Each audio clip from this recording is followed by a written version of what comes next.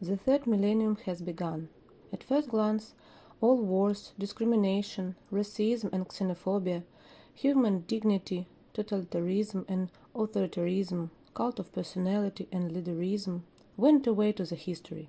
All these events were more exception to the general than the pattern.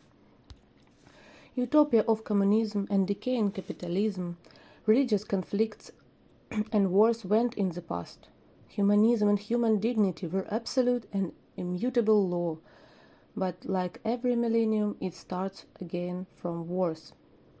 And as a rule, Russia is the main participant again, either with the idea of the Fourth Rome or Fourth Reich.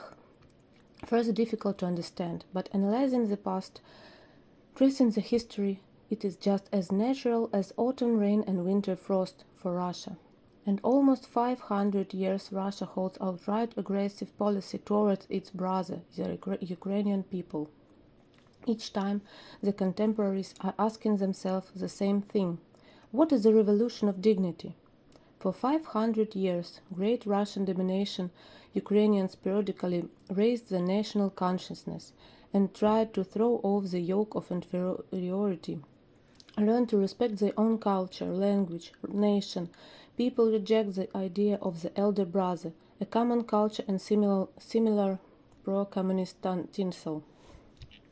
In 1991, when Ukraine became an independent state, there has not been a radical change in the consciousness of every Ukrainian, which has remained unhappy, backward sour, with his head bowed to the ground. It has been long 22 years of independence, and suddenly, out of the blue. Why? What for? Who is this for? 2013 was a year of fractured consciousness, the origin of the real Ukrainian idea, the idea of national dignity, independence, self-identity, themselves as Ukrainians. Embroidery finally ceased to be a museum piece, and the Ukrainian flag, washed by blood of Ukrainian sons, became a symbol of a young, strong nation.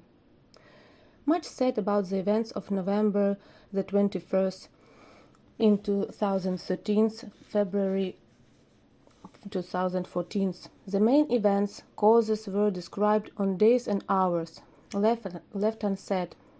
The questions how to build on Ukrainian state is hanging in the air. You need to learn the basic lesson of history. Only integrated nation united around common ideas, goals, and objectives can be strong. The internal political struggle is destructive and leads to the destruction of the hopes and aspirations of the people as a whole. A true historian has no right to judge.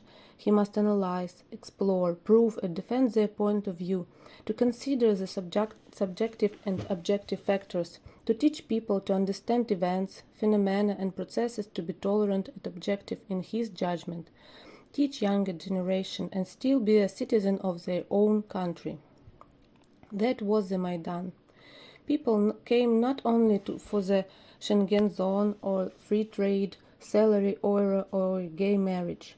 People came for the existing European system of values, respect for dignity, corruption and civil clan oligarchic system against corrupt judges and politicians, for equality of the Ukrainian people in the family of free European nations. The government has deprived people of hope and expectation of the best, decent life. No politician, no public figure were not at the first line of national conscious patriots, but the youth, just those who must live, work hard in future Ukraine, was the first. Bloody mass that has held power in response and which supported Russia hanging labels of banditry reveal the treacherous nature of the political system and the price of independence and sovereignty. On February the 12th, the day when in Kiev was held the event known as Bloody Thursday, Russia launched a special operation to capture the Crimea, which subsequently grew into the Russian military aggression against Ukraine and the war in eastern Ukraine.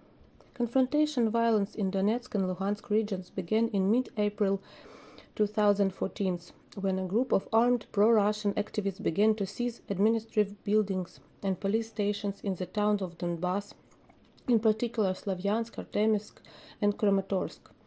Ukrainian government, in the response, had declared the counter-terrorist operation involving armed force. Gradually, confrontation grew in scale military conflict. The massive capture of administrative buildings in Donetsk region were provoked by the reconnaissance and sabotage the armed force of the Russian Federation. When Russian saboteurs opened using weapons have taken in Slavyansk and Krasny Liman of Donetsk region a number of state institutions and security forces buildings. They not only supplied arms, but also directly helped to the separatists in undermining the situation. The Russian government has repeatedly stated its opposition to anti-terrorist operations and demanded its suspension and the beginning of negotiations with the militants. Despite repeated evidence of the presence of Russian troops on the territory of Ukraine, officially Russia doesn't recognize the fact of its invasion of Ukraine. So, from the Ukrainian side, war is considered as undeclared.